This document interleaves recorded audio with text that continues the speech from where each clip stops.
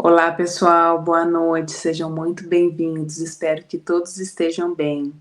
Se você que estuda e chega na hora do plantão você trava, essa sequência de 3 lives do nosso aquecimento para a nossa aula de terça-feira da semana que vem é para você. Para quem ainda não me conhece, meu nome é Shelna, eu sou médica clínica geral e intensivista. Hoje eu quero abrir aqui essa live com um assunto que pouca gente gosta de falar, é um assunto um pouco negligenciado, mas que trava dezenas de médicos todos os dias nas suas atividades, que é a insegurança na hora de tomada de decisões. E eu não estou falando só na teoria, não, estou falando ali na hora prática, na hora que a gente tem que tomar várias decisões em segundos, com o plantão cheio, acontecendo várias intercorrências e outras coisas ao mesmo tempo. Que eu acho que é o momento mais difícil, né? Você sabia que a maioria dos erros médicos em emergências clínicas ocorre não por falta de conhecimento técnico, e sim por falhas cognitivas? Então eu trouxe aqui para vocês um estudo do BMC, Emergency Medicine, que analisou os casos de erros diagnósticos em pronto-socorros e identificou os principais vieses cognitivos mais comuns que foram, vou colocar aqui para vocês, que foram esses 4. Excesso de confiança em 22,5%, viés de confirmação em 21,2%, viés de disponibilidade em 12,4% e viés de ancoragem em 11,4%. Esses vieses levam o médico a confiar demais na sua primeira impressão e buscar apenas as informações que confirmem a sua hipótese diagnóstica inicial. E acaba que por negligenciar os dados que poderiam indicar outro caminho diagnóstico. E uma outra revisão do Agency for Health Research and Quality mostra que quase 90% dos erros diagnósticos das emergências acontecem por falhas do raciocínio clínico. Ou seja, pessoal, o problema não está na falta de conhecimento teórico, no que a gente estuda, no que a gente lê, mas sim na forma como o pensamento é estruturado sob pressão, no know-how que a gente consegue ter de organizar todo esse conhecimento teórico que a gente tem para poder agir na hora da emergência, na hora de pensar rápido, de confirmar o que a gente está achando e de excluir o que é importante com rapidez. Vamos à prática então, pessoal, para ver como que isso acontece. Você se forma, fez um monte de aula na faculdade, às vezes fez cursinho, estudou, leu vários livros, viu várias aulas, e aí você está no plantão, paciente chega taquipneico, sudoreico, com queda de saturação no plantão e você congela, você não sabe por onde começar. Acaba que pede um monte de exame, não consegue fazer pelo menos o diagnóstico sindrômico do paciente e não consegue estruturar o seu raciocínio para dar o primeiro passo para a sua segurança no atendimento. A maior parte das emergências clínicas, o que elas têm em comum? O tempo. O tempo é o fator mais letal. E eu conto isso pelos traumas, para as hemorragias, para os infartos, para a sepse, e trago aqui 2 exemplos. A gente sabe que o atraso da administração antibiótica em pacientes com sepse, a cada hora, o atraso da administração aumenta a mortalidade em 7,6%. Por isso que lá em 2016, no Sepsis Survive Campaign, eles estruturaram, diminuíram o tempo do pacote de 3 horas para a primeira hora, para a gente conseguir otimizar e fazer o máximo possível nessa primeira hora. E o que a gente faz nessa primeira hora principalmente? Coleta de culturas, antibiótico e coleta de lactato. E isso é baseado, por isso, lá nessa questão do tempo, que o tempo conta muito. Então, a sepse é um grande exemplo. Segundo grande exemplo, o infarto. A cada 30 minutos que a gente tem um infarto que não está sendo tratado adequadamente, eu aumento a mortalidade do meu paciente em 8%. Vamos trazer aqui o exemplo do infarto com supra. Aqui no Brasil, a gente tem disponibilizado os trombolíticos desde 1999. E o que os protocolos dizem? Os protocolos também são baseados em tempo.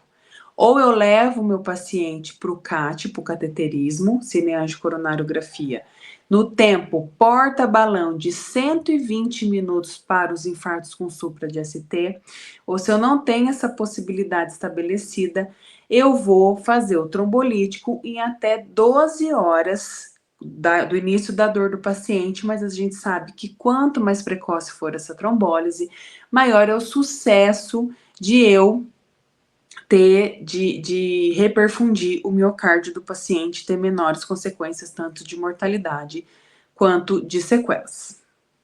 Ou seja, pessoal, quem decidir rápido, com base clínica estruturada mental, salva vidas, mesmo antes de exames complementares. A verdade é que esse erro comum está entre os médicos inseguros. Ficam esperando resolver uma decisão quando os exames voltarem, enquanto tudo já deveria estar na cabeça e as coisas já deveriam estar acontecendo. Quando os exames chegam ou quando o laudo chega, já é tarde e não dá tempo mais de salvar a vida daquele paciente. Eu sempre friso: exame de imagem, exame laboratorial são exames complementares à clínica do paciente. E por que isso acontece? Porque a grande maioria das pessoas pensam de maneira fragmentada, um sintoma por sintoma, e não consegue juntar todos esses sintomas num diagnóstico só. Não organizam o pensamento dessa maneira. Então, o erro está ali em tentar encaixar um diagnóstico em cada sintoma isolado, e isso geralmente não dá certo, porque isso não é o corriqueiro.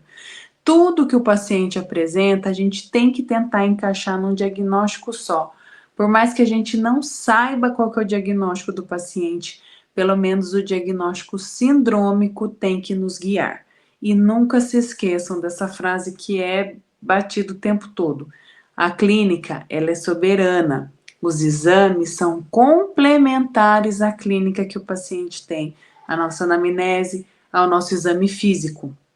Tem decisões que a gente tem que tomar antes da grande maioria dos exames complementares chegarem. A gente já pode e deve dar o suporte para o paciente e às vezes até fazer tratamentos específicos. Então, pessoal, em contrapartida, o que um médico experiente faz? Ele junta tudo que o paciente está sentindo, ou ele se baseia na síndrome clínica predominante e dali ele começa. Vou dar o exemplo básico de dor torácica, que é uma das queixas principais que chegam no pronto-socorro todos os dias, que pode corresponder a até 20% dos atendimentos de um pronto-socorro, por exemplo. O paciente chega com dor torácica, com sudorese, às vezes com pressão baixa, né, com instabilidade hemodinâmica. E aí todo mundo trava, não sabe por onde começar e começa exatamente pelos exames complementares. Não é assim. A primeira coisa que a gente vai se basear é qual que é o diagnóstico do paciente. Vou colocar aqui para vocês. Qual que é o diagnóstico sindrômico desse paciente? Por onde que eu vou começar? Se é uma dor torácica, a primeira coisa que a gente pensa é numa síndrome coronariana aguda. E aí, eu vou entrar no protocolo de síndrome coronariana aguda, pedir um eletro em 10 minutos, e daí eu vou ver se é um infarto com supra, um infarto sem supra, uma angina, colher a curva enzimática e começar o meu processo. Mas nesse meio tempo, muito rapidamente, o que eu tenho que fazer também? Eu tenho que descartar uma outra causa que tem uma mortalidade maior e mais rápida, às vezes, do que o infarto, que é a dissecção aguda de aorta. Então, a minha cabeça, nesse momento, ela já vai fazendo toda essa triagem baseada no principal sintoma do paciente, que é a dor torácica. Eu não vou esperar a enzima, se esse infarto for com supra, já vou decidir se eu tenho tempo porta-balão suficiente para pedir um CAT para esse paciente, se eu vou garantir que ele vai estar na sala de hemodinâmica em 120 minutos, ou se o meu serviço, a primeira opção é trombolizar, então a gente já vai começar o preparo de trombólise desse paciente, descartar as causas, as contraindicações da não trombólise. Nesse meio tempo, a gente vai auscultar para ver se tem, né, uma ausculta cardíaca, para ver se tem algum sopro que pode ser sugestivo de uma dissecção, ver a pressão nos dois membros, o pulso nos dois membros. E vejam que o exame físico, ele não leva mais do que 15 minutos ali. Você vê a pressão de um lado, vê do outro, o pulso dos membros superiores, né? O pulso de um lado e do outro. Faz uma ausculta cardíaca, uma escuta pulmonar, para daí tomar decisão. O máximo que a gente vai fazer é um eletro em 10 minutos, uma radiografia de tórax à beira-leito. O restante das decisões, eu não fico esperando os exames laboratoriais, muito menos as enzimas, se esse eletro for com supra. Então, pessoal, se eu não tenho uma hierarquia de pensamento de como montar esse quebra-cabeça de 1000 peças, o meu desfecho não vai ser favorável, não tem como ser. Você fica girando, tentando encaixar, não sabe que caminho correr, aí a insegurança cresce, você paralisa e sente que sempre quando você vai tomar a decisão, vai ser um caos, vai ser um passo atrás do outro sem rumo nenhum. Então, a gente precisa estruturar o pensamento, saber o que descartar, saber o que confirmar e saber o que fazer de uma maneira muito lógica. Então, pessoal, para mim, essa virada de chave, ela veio na residência médica. Eu tinha um conhecimento que eu trazia da faculdade, estudei bastante, tinha muito conhecimento teórico, mas eu não conseguia organizar as prioridades de atendimento. Eu sentia muita insegurança nos primeiros meses de residência. Eu pensei em desistir, eu pensei em sair da residência algumas vezes. E aí depois eu comecei a perceber que uma certa estrutura, e comecei a aprimorar isso ao longo do tempo, fazia muita diferença quando a gente atender tanto o paciente de emergência, quanto um caso ali da clínica médica, um paciente de enfermaria, um paciente de ambulatório, tanto faz o nível de complexidade, na verdade. O que mais pesa é essa questão do tempo. A gente tem menos tempo para tomar as decisões quando o caso é de emergência, um pouquinho mais de tempo quando o paciente está, né, no consultório ou na enfermaria. Mas, de qualquer maneira, se a gente não sabe como estruturar, se a gente não consegue hierarquizar o que a gente vai investigar, que é sempre nas questões de emergência, do mais grave para o menos grave, a gente sempre tem que descartar o que é mais grave. Dou o exemplo novamente de dor torácica. O pico da dor torácica ali do que a gente tem que descartar é síndrome coronariana aguda, dissecção aguda de aorta. A depender da clínica do paciente, a gente pode considerar TEP, a gente pode considerar pneumotórax, a gente pode considerar uma pericardite, né, com tamponamento cardíaco que também, né, pode ser grave. A gente pode considerar até um espasmo esofagiano. Mas a gente junta o que é mais comum com o que é o mais grave e hierarquicamente a gente vai descartando. Nos casos de enfermaria no ambulatório, a gente sempre começa a descartar ou confirmar o que é mais comum. É muito mais fácil a gente fazer um diagnóstico, o paciente ter uma doença que é comum do que uma doença que é rara. E não adianta nada a gente partir para a investigação de um diagnóstico raro se a gente não descartou que esse paciente tem coisas comuns. Então, a hierarquia na investigação, que eu tenho um pouco mais de tempo, que o paciente está bem, ele consegue esperar, é sempre das mais comuns para as mais raras, e as comuns têm que ser descartadas ou confirmadas, não tem jeito. O básico tem que ser bem feito e tem que ser lembrado, certo?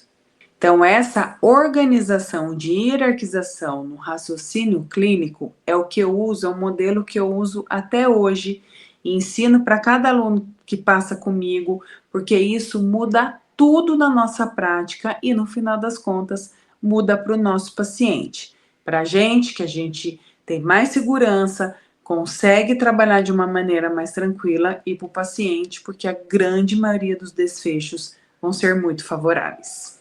Então, se tudo que eu falei hoje aqui faz sentido para você, se você entendeu que o problema não é só estudar mais teoria, ler mais livros, assistir mais aulas, e sim organizar o seu pensamento do que você já sabe, do que você vem aprender, eu tenho um convite para você.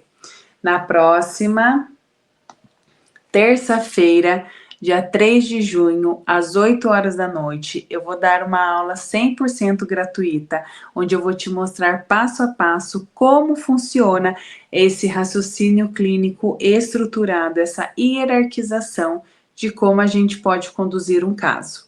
O mesmo que tirou o meu medo, me levou a fazer o que eu sou hoje, coordenadora de 3 equipes médicas. Se você quer aprender a diagnosticar com clareza, mesmo nas emergências mais desafiadoras, nos casos mais difíceis, clique no link que está na bio e faça a sua inscrição.